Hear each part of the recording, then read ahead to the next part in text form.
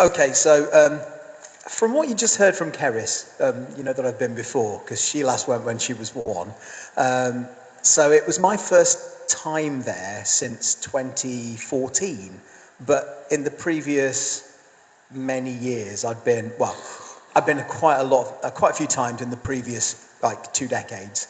For me, it was going back somewhere where I used to go all the time and hoping it was the kind of thing that I remembered, the things that I really enjoyed. And luckily for me, actually, within a few hours of being there, it was like, yes, I know why I've come, because this is the kind of thing that I want to be going back to.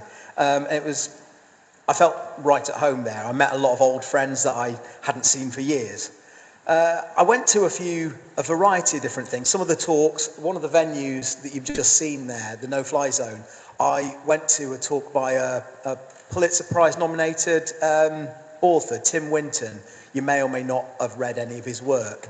But he's an Australian author and quite decorated, but he's also an environmental activist.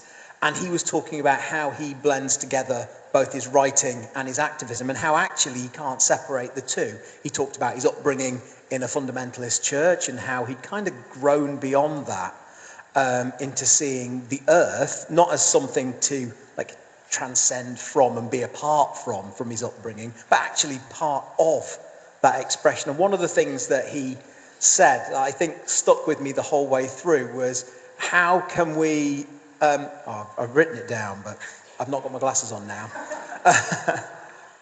How can we honour the divine by consigning their works to oblivion?